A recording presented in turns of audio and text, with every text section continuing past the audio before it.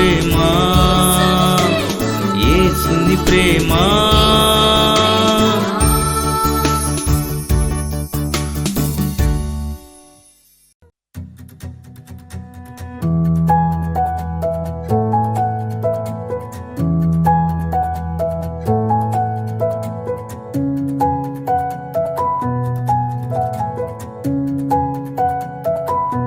స్తుతి నైవేద్యం. హల్లెలూయా.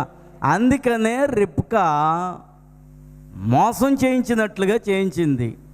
యాసావు వలె వేషం వేయించింది యాకోబుకి. ఎందుకు? ఆమెకు దేవుని ఉద్దేశములు తెలుసు కాబట్టి. దేవునికి స్తోత్రం చెల్లిందాం. అండి, దేవుని చిత్తం తెలీదు చాలామందికి. అందుకనే మనం ప్రార్థనలో దేవా నీ చిత్తం ఏమిటి అని ప్రార్థన చేయాలి. దేవునికి మనము ప్రతిదీ ఆయన చిత్తానికి లోబడాలి. దేవునికి స్తోత్రం చెల్లిందాం. ఆయన ఆలోచనలు తెలుసుకోవటం చిత్తం కదా. రాజుగారు అడుగుతారు, ఎవరక్కడా అంటారు. ఎవరొస్తారు? భట్టుడు వస్తాడు. భట్టుడు వచ్చి ఏమంటాడు?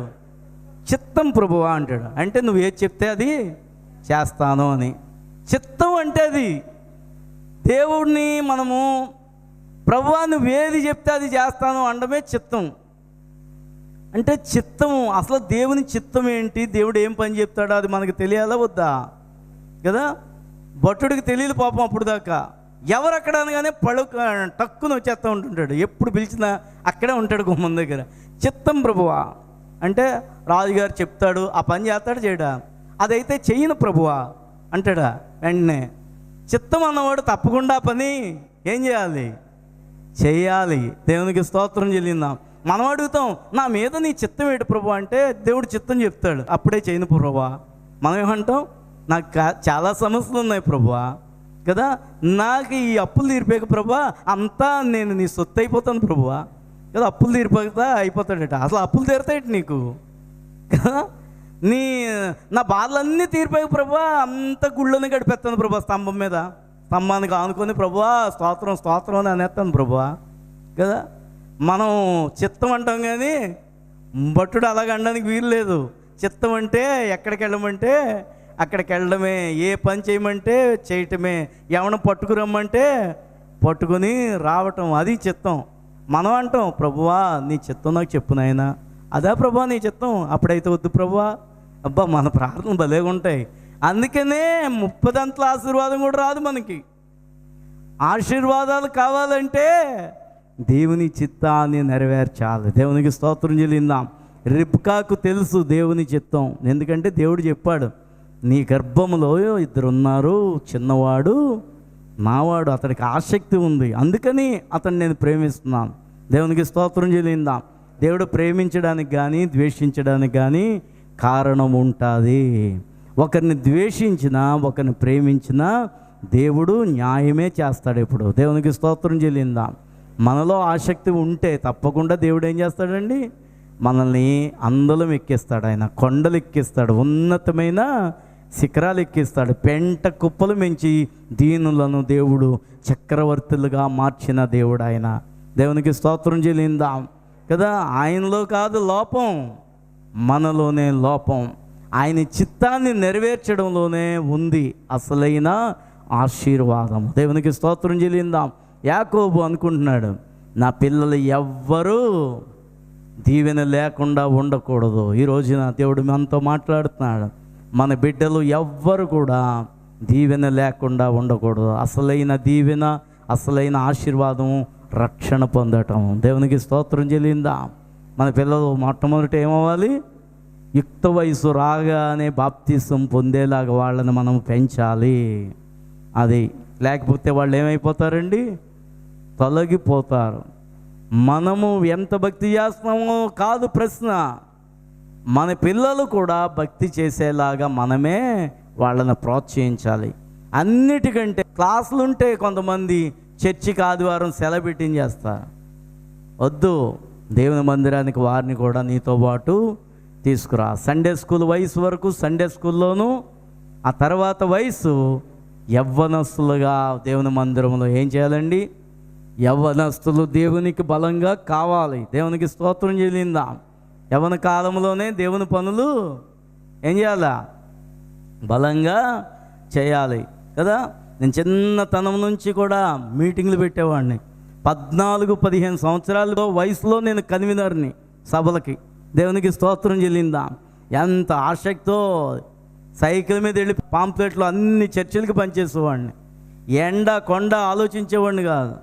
ఒక చర్చిలో ఒకసారి ఎండలో వెళ్ళిపోయి నాకు ఇంకా కళ్ళు తిరిగిపోయి అక్కడ పడిపోయాను. అలాగా చర్చిలో అలాగా బలిపీఠం దగ్గర ఉంటే ఎవ్వరు లేరు ఆ చర్చిలో, అక్కడ పడిపోయాను. అంత ఆసక్తిగా పరుగులు ఎత్తుకొని దేవుని పని చేసేవాడిని. దేవునికి స్తోత్రం చెల్లిందాం. అందుకనే దేవుడు నన్ను దీవించాడు ఈ రోజున. దేవునికి స్తోత్రం చెల్లిందాం. దేవుని పని అంటే ఎవరో చెప్తే కాదు, చెప్పకుండానే మనం దేవుని పనులు చేయాలి. కొంతమందికి చెప్పితే చేస్తారు, పిలిస్తే వస్తారు, చెప్పకపోతే ఏది చేయరు. సంఘంలో కొంతమందికి పలానా పేరు పెట్టి, అందుకని బొట్టు పెట్టి చెప్పాలన్నమాట. బొట్టు పెట్టి అంటారు చూసారా. నువ్వు చెయ్యమ్మా అంటే చేస్తారు, నువ్వు రా అమ్మా అని ఇన్విటేషన్ ఇవ్వాలి. కానీ దేవుని పనులు మనకు మనంతట మనం దేవునికి సమర్పణ చేసుకొని చేయాలి. దేవునికి స్తోత్రం చెల్లిందాం. యాకోబుని పిలిస్తే రాలేదు. యాకోబు ఎప్పుడు నేను ఉండాలి, నాకు ఆశీర్వాదము కావాలి అనుకున్న వ్యక్తి. దేవునికి స్తోత్రం చెల్లిందాం. అందుకనే దేవుడు దీవించాడు. దేవునితో ఎంత పోరాడి గెలిచాడో అతడు. దేవునికి స్తోత్రం చెల్లిందాం. అండి అన్ని ఆస్తి ఒక్కడిగా వెళ్ళాడు. ఒక్కడిగా వాళ్ళ అన్నగారు చంపేస్తారేమోనని చెప్పి తల్లి తండ్రి నువ్వు వెళ్ళిపోరా మేనమామ ఇంటికంటే ఒక్కడు పాపం ఏమీ లేదు అతని చేతిలో, బట్టల మూట లేదు, ఏమీ లేదు. అందుకనే దారిలో నిద్ర వస్తే ఒక రాయిని తీసుకొని తలగడ కింద పెట్టుకున్నాడు. ఒట్టి బట్టలతో వేసుకున్న బట్టలతో వెళ్ళిపోయాడు. వెళ్ళిపోయిన వాడు మరలా వచ్చేటప్పటికి ఎంత ఆశీర్వాదంతో వచ్చాడో. దేవునికి స్తోత్రం చెల్లిందాం. వెళ్ళేటప్పుడే దేవుని దర్శనాన్ని పొందేసుకున్నాడు యాకోబు. దేవుని దర్శనాన్ని చూశాడు, దేవుని వాగ్దానాన్ని పొందుకున్నాడు. వచ్చేటప్పుడు గొప్ప ఆశీర్వాదం. కానీ అతడికి ఒక భయం, యాసావు చంపేస్తాడేమో, ఎలాగున్నాడు అతడు, నా మీద పగబట్టి ఉన్నాడా అని కౌరు పంపించాడు. అందరినీ పంపించేసి తన ఎబ్బోకు అనే రేవి దగ్గర దేవునితో ఏం చేస్తున్నాడంటే, దేవుడు కనబడ్డాడు, దేవుడు వచ్చాడు, దేవుడిని వదలట్లేదు, నువ్వు నన్ను ఆశీర్వదించు. దేవునికి స్తోత్రం చెల్లిందా. ఏంటి, డబ్బు ఉంది, ఖ్యాతి ఉంది, భార్యలు ఉన్నారు, పిల్లలు ఉన్నారు, ఇంకా ఏం ఆశీర్వాదం? పరలోక సంబంధమైన ఆశీర్వాదాలు అడుగుతున్నాడు. దేవునికి స్తోత్రం. ఇదిగో నా ప్రజలు, నా జనాంగమే ఇశ్రాయేలు అని పేరు పెట్టబడాలి. అది అతని ఆశీర్వాదాలు అడగటానికి గల కారణం. దేవునికి స్తోత్రం. దేవుడు కనబడితే అండి అతడు వదలలేదట, దేవుడిని మొరపెట్టుకుంటున్నాడు. ఏంటి, మనకే దేవుడు కనబడతాడు, ఎన్నిసార్లు వదిలేస్తాము, ఇప్పుడు వదిలే ప్రభా రేపు రానైనా అనేవాళ్ళు కూడా ఉంటుంటారు. అస్తమాన దేవుడు కనబడిపోతున్నాడు ఏంటి అనుకునేవాళ్ళు కూడా ఉంటారు. నిజంగానే దేవుడు కనబడతాడు, ఆయన మాట్లాడతాడు. మనం ఎప్పుడైతే ఆయన వైపు చూస్తామో తప్పకుండా దేవుడు ఏం చేస్తాడంటే దర్శించక మానడు ఆయన. దేవునికి స్తోత్రం కదా. మనం ప్రార్థన చేస్తున్నాం, ఎన్ని ప్రార్థనలు మనం ప్రార్థనలు ఆలకిస్తాలో చెప్పండి, ఎన్ని అవసరతలు మనకి తీరుస్తలేదు. ఆపదలో ఉన్న యాకోబు మొరపెట్టినప్పుడు దేవుడు దర్శనమిస్తే నన్ను యాసావు చేతిలో నుంచి కాపాడు అని అడగట్లేదు, నువ్వు నన్ను దీవించు. నువ్వు దీవిస్తే ఇంకా ఎదురేముంటుంది అసలు. దేవునికి స్తోత్రం. నువ్వు దీవిస్తే నాకు శత్రువు ఎవడు? అది అంత జ్ఞానము యాకోబులో ఉంది. యాకోబులో ఉన్న జ్ఞానం అంత గొప్పది చెప్పాలంటే. దేవునికి స్తోత్రం చెల్లిందాం. నిజమే, దేవుడు మన పక్షంలో ఉండగా మనకు విరోధి ఎవడు కదా. అందుకనే యాకోబు పెనుగులాడాడు. అప్పుడు దేవుడు నీ పేరు నేను మార్చేస్తాను, నీ పేరేంటి చెప్పు అంటే యాకోబు అన్నాడు కదా. నిజం ఒప్పుకున్నాడు. మోసగాడిని అని చెప్పాడు. నువ్వు ఇక మోసగాడివి కాదు, నువ్వు ఇశ్రాయేలువి అన్నాడు దేవుడు. దేవునికి స్తోత్రం చెల్లిందా. ఇప్పుడు అబ్రహాము పేరు కాదు దేవుని ప్రజలకు పెట్టబడిన పేరు, యాకోబు పేరు పెట్టబడ్డది. ఇశ్రాయేల్ అనే ఇశ్రాయేలు ఒక జనాంగంగా అయిపోయారు. దేవునికి స్తోత్రం. అందుకనే జనపదము అంటే వాళ్ళు ఒక పెద్ద ప్రజలు అన్నాడు. ఆ ప్రజలలోంచే, ఆ గోత్రాల్లోంచే రక్షకుడు పుట్టాడు. యూదా గోత్రంలోంచి రక్షకుడు పుట్టాడు. లేవి గోత్రంలోంచి నాయకులు పుట్టారు, సేవకులు పుట్టారు. దేవునికి స్తోత్రం చెల్లిందాం. 12 మందిని కూడా దేవుడు ఆశీర్వదించి ఒక్కొక్కరిని ఒక్కొక్క పాత్రలుగా వాడుకో. యోసేపు ఫలించడి కొమ్మ. ఎక్కడ ఫలించడి కొమ్మ? చదవండి తర్వాత మాట. నీటి యొద్ద ఫలించడి కొమ్మ, ఊట యొద్ద. ఎవరండి ఆ ఊట? యేసయ్య. దేవునికి స్తోత్రం చెల్లిందాం. ఎవరిలో మనం ఫలించాలి? సాతానులో కూడా ఆశీర్వాదాలు ఉంటాయి తెలుసా? సాతాను ఇచ్చే ఆశీర్వాదాలు వేరు, దేవుడిచ్చే ఆశీర్వాదాలు వేరు. మనకి ఎవరి ఆశీర్వాదాలు కావాలి అండి? సాతానుడు కూడా ఆశీర్వదిస్తాడా అండి? సాతాను కూడా ఆశీర్వదించడం తెలుసా అసలు అండి? సారా కొట్టు పెట్టుకుంటే డబ్బులు ఎక్కువ వస్తాయా? దుంపలు కొట్టుకు పెట్టుకుంటే డబ్బులు ఎక్కువ వస్తాయా? దుంపలు అమ్ముకుంటున్నాం అనుకోండి, కర్రపెండలో దుంపలు, డబ్బులు ఎక్కువ వస్తాయా? సారా కొట్టు పెట్టుకుంటే డబ్బులు ఎక్కువ వస్తాయా? సారా కొట్టు పెట్టుకుంటే ఎక్కువ వస్తాయి. మరి అది ఎవరి ఆశీర్వాదం ఏంటి? ఎవరి ఆశీర్వాదం అది? అదే సాతాండి ఇచ్చే ఆశీర్వాదం. సినిమాలకు డబ్బులు ఎక్కువ వస్తాయా? కిరాణా కొట్టు పెట్టుకున్నాం అనుకోండి, దానికి ఎక్కువ డబ్బులు వస్తాయా? సినిమా యాక్టర్లు అయిపోతే డబ్బులు ఎక్కువ వస్తాయా? టీచర్ అయితే డబ్బులు ఎక్కువ వస్తాయా అండి? చెప్పండి. సినిమా యాక్టర్కి డబ్బులు ఎక్కువ వస్తాయా? మనకి ఎక్కువ డబ్బులు వస్తాయా? అలా ఇంకా మాట రావట్లేదు మనకి. సినిమా యాక్టర్లకి డబ్బులు ఎంతట? కోట్లట ఇప్పుడు కదా. మా సినిమా మ్యూజిక్ డైరెక్టర్కి డబ్బులు ఎక్కువ వస్తాయా ఏంటి? దేవుని పాటలు పాడడానికి వచ్చే వాళ్ళకి, కీబోర్డ్ ప్లేయర్లకు డబ్బులు ఎక్కువ వస్తాయా? కానీ వచ్చేది అది దేవునిది. దేవునికి స్తోత్రం. దేవుడిచ్చేది 10 రూపాయలైనా సరే పాస్టర్ గారు ప్రార్థన చేస్తారు, 100 ఆశీర్వాదం అని, 100 ప్రతిఫలం అంట. 10 రూపాయలని ఇంటూ 100 చేత గుడించండి, ఎంత అవుతుంది? 1000. 10 రూపాయలే దేవుని దగ్గర నీతితో సంపాదిస్తే అది దైవజనుల ప్రార్థనను బట్టి దేవుడు ఏం చేస్తాడంటే దాన్ని 1000 రూపాయలుగా మారుస్తాడు. దేవునికి స్తోత్రం. నీకు వచ్చేది 10 రూపాయలైనా అది 1000 రూపాయలు అయిపోతుంది. 100 రూపాయలు అయితే 10,000 రూపాయలు అయిపోతుంది. కొంతమందికి కోట్లు సంపాదించుకుంటున్నారు కానీ శాంతి లేదు కదా. కోట్లే సినిమా యాక్టర్లకి, కానీ వాళ్ళకి శాంతి ఉందా? వాళ్ళకి నిజంగా అదృష్టవంతులు అనుకుంటాం, వాళ్ళు చాలా గొప్పవాళ్ళు అనుకుంటారు చాలామంది.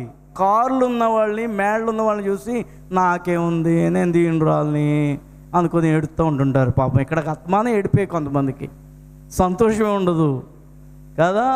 చాలామంది అయ్యో యేసుప్రభుని నమ్ముకున్నానని విచారంగా కూర్చుంటుంటారు, నవ్వు కూడా నవ్వరు కదా. అసలు యేసు ప్రభువారు మనకి నవ్వు పుట్టించాడు. అబ్రహాము కుమారుడి పేరు ఇస్సాకు.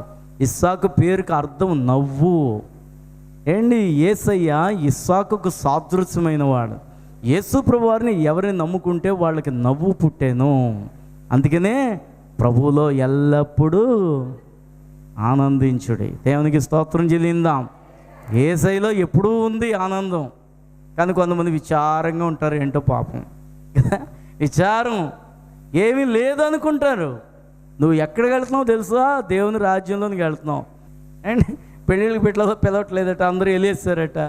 అసలు నువ్వే వెలివేసేయాలి వాళ్ళందరినీ, కానీ వాళ్ళు వెలివేశారు, వాళ్ళు పిలవట్లేదని ఏడుస్తారు కదా.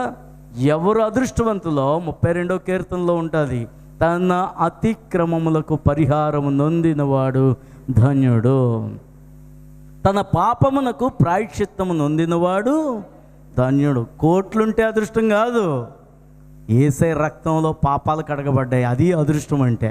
దేవునికి స్తోత్రం చెల్లిందా. యోసేపు ఫలించడి కొమ్మ. ఎక్కడ ఫలించాలి మనం? నీటి ఊట యొద్ద. ఏంటి? నేనే జీవజలమును అన్న యేసయ్యలో ఫలించాలి. యేసయ్య అంటే వాక్యము.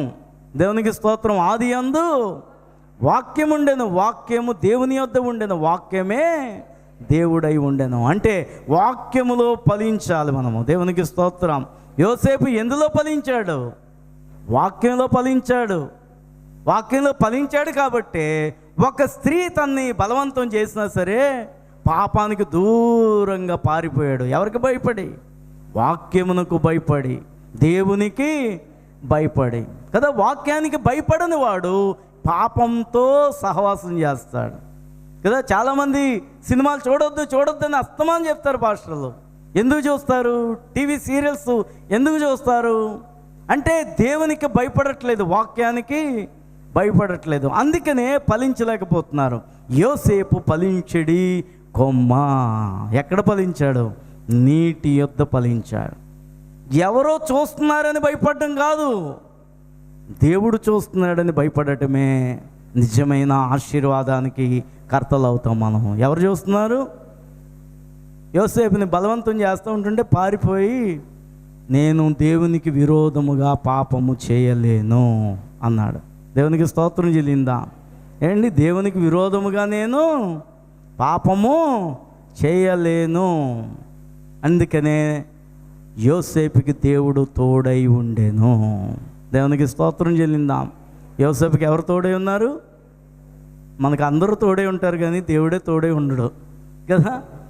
దేవుడు తోడు కావాలంటే పాపానికి దూరంగా పరిగెత్తు. యేసు ప్రభువారు అప్పుడు నిన్ను హత్తుకుంటాడు. దేవునికి స్తోత్రం చెల్లిందాం. యోసేపు నీటి యొద్ద ఫలించడి కొమ్మ, దేవుడిచ్చిన ఆశీర్వాదం. జైలుకి వెళ్ళాడు, జైలుకి వెళ్ళినా పర్వాలేదు అనుకున్నాడే కానీ నీతిని మాత్రం తప్పను, నాకు దేవుడిచ్చిన పరిశుద్ధతను నేను పాడు చేసుకోను. ఆస్తి పోయినా పర్వాలేదు, ఏం పోకూడదు? పరిశుద్ధత పోకూడదు. ఏం పోయినా పర్వాలేదు, మన సాక్ష్యము పోకూడదు. దేవునికి స్తోత్రం చెల్లిందాం. కొంతమంది సాక్ష్యాన్ని పోగొట్టుకుంటారు, పాటలు పాడతారు, సాక్ష్యాన్ని పోగొట్టుకుంటారు, వాయిద్యాలు వాయిస్తారు, సాక్ష్యాలను పోగొట్టుకుంటారు, వాక్యం ప్రచురిస్తారు, సాక్ష్యాన్ని పోగొట్టుకుంటారు. సాక్ష్యం పోతే ఇంకేమిటి? మనం అంతా పోగొట్టేసుకున్నట్లే. డబ్బు పోయినా పర్వాలేదు, మరలా కష్టపడితే సంపాదించవచ్చు, కానీ పేరు పోతే సంపాదించగలమా? పేరు రావటం కష్టమే, పోవటం చాలా సులభం. అందుకనే సుగంధ తైలము కంటే మంచి పేరు శ్రేష్టము. దేశము అంతటిని దేవుడు ఏం చేశాడు? స్వతంత్రింపజేశాడు. అందుకనే అంటాడు, మనస్సును స్వాధీనపరుచుకున్నవాడు పట్టణమును స్వాధీనపరుచుకుందనట. దేవునికి స్తోత్రం చెల్లిందాం. పాపం చేయకుండా మనసుని స్వాధీనపరుచుకున్నాడు కాబట్టే ఏంటి ఐగుప్తు దేశం అంతా, ఆనాటి ప్రపంచంలో ఐగుప్తు దేశము అభివృద్ధి చెందిన దేశం అంతటిని దేవుడు యోసేపు చేతికి అప్పగించాడు. ఎందుకంటే తండ్రి దీవించాడు అతన్ని. ఎందుకంటే బాల్యము నుంచే యోసేపు దర్శనములు చూసేవాడు. దేవునికి స్తోత్రం చెల్లిందాం. బాల్యము నుంచే దేవుని పనులు ఆసక్తి కలిగిన వాడు, బాల్యము నుంచే నిజం మాట్లాడే స్వభావం కలిగిన వాడు యోసేపు. అందుకనే యోసేపు దగ్గరికి వచ్చేటప్పటికి చెయ్యి దేవుడు మాట్లాడుతున్నాడు, ఇతడు యోసేపు ఫలించెడి కొమ్మ, ఇతడు నాలో ఫలించెడి కొమ్మ. దేవునికి స్తోత్రం చెల్లిందా ఏంటి? యోసేపు ఫలించెడి కొమ్మ. అందుకనే కీర్తనలో మొదటి కీర్తన ఇందా చదువుకున్నాం కదా ఏంటి? ఎవరు ఫలిస్తారు చూడండి ఒకసారి, కీర్తన దగ్గర రండి. మొదటి వచనం, దుష్టుల ఆలోచన చొప్పున నడవక, ఆ పాపుల మార్గమున నిలవక. జాగ్రత్తగా వినండి అందరూ. అపహాసకులు కూర్చుండు చోటన ఏంటి? ముందు ఈ 3 పనులు చేసి దేవుని ధర్మశాస్త్రాన్ని ధ్యానిస్తే ఫలిస్తాం. దుష్టుల ఆత్మ చొప్పున మనం ఏం చేయకూడదట? అందుకనే ఆత్మీయానుసారులుగా ఎవరైతే ఉన్నారో వాళ్ళతోనే సంఘంలో కూడా సహవాసము చేయాలి. చూడండి, దేవుని మందిరానికి కూడా ఎవరు వస్తున్నారు? దొంగలు వస్తున్నారో రావట్లేదా? వీళ్ళు ఎప్పుడు మారతారంటారు. ఇంకా దేవుని వాక్యం ఎంత చెప్పు వీళ్ళకి ఏముండదు, భయమే ఉండదు.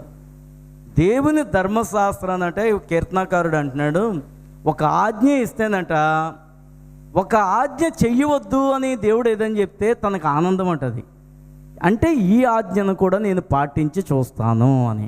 దేవునికి స్తోత్రం. దేవానికి స్తోత్రాలు తండ్రి. నీ యొక్క ఆశీర్వాదాలలో పొందుకోవాల ప్రభా. నీ దాసుని ద్వారా మా అందరితో కూడా మీరు మాట్లాడినందుకు నీకు స్తోత్రాలు చెల్లించుకుంటున్నాం ప్రభా.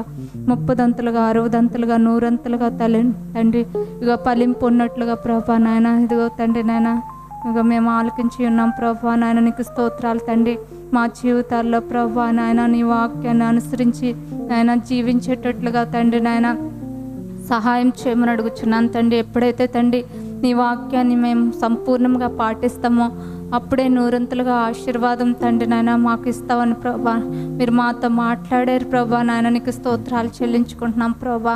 ఇదిగో యోసేపు తండ్రి ఫలించడు కొమ్మ వలె ప్రభా, ఓట యొద్ద ఫలించడు కొమ్మ వలె ఉన్నాడు ప్రభా. అటువంటి తండ్రి నాయన మంచి ఆశీర్వాదం మా జీవితాల్లో మీరు మా అందరికీ కూడా మీరు దయచేయమని అడుగుచున్నాం తండ్రి. దేవానికి స్తోత్రాలు చెల్లించుకుంటున్నాం ప్రభా. యేసయ్యా తండ్రి నాయన మీరే తండ్రి నాయన నీ కాపుదల భద్రత మా అందరిపై ఉంచి ప్రభా మా కుటుంబాలను సంపూర్ణంగా తండ్రి మీరు దీవించి ఆశీర్వదించి సహాయం చేయమని కృపతో నింపమని యేసు నామం అడిగి వేడుకుంటున్నాం తండ్రి. ఆమేన్. ఈరోజు పుట్టినరోజు జరుపుకుంటున్న ముద్నూరు సతీష్ రాజును దేవుడు దీవించి ఆశీర్వదించును గాక. మరొక సంవత్సరం దేవుడు దయాకిరీటంగా ధరింపు చేశాడు. మంచి ఆరోగ్యమును శక్తిని బలమును అలాగే తన భార్య బిడ్డను కూడా దేవుడు దీవించును గాక. Happy birthday to you Satish. God bless you.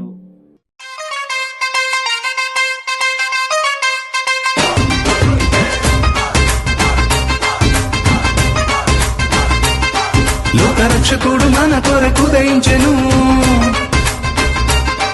మన పాప శాపములన్నీ తొలగింపను. ఇమ్మానుయేలుగా మన తోడు ఉండను.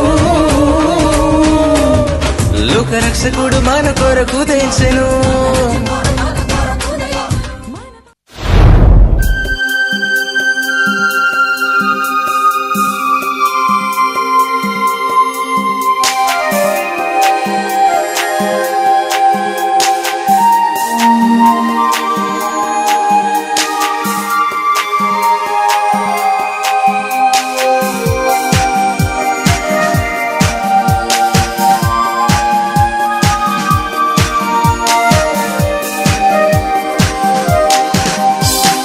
పరిశుద్ధాత్మా స్తోత్రము, నీ ఆత్మతో నింపు స్తోత్రము. పరిశుద్ధాత్మా స్తోత్రము, నీ శక్తితో నింపు స్తోత్రము. కడవరి కాలమందున మనుషులందరి మీదని, కడవరి కాలమందున మనుషులందరి మీదని ఆత్మను కృమ్మారించెదనన్న వాగ్దానం నెరవేర్చుమా. ఆత్మను కృమ్మారించెదనన్న వాగ్దానం నెరవేర్చుమా.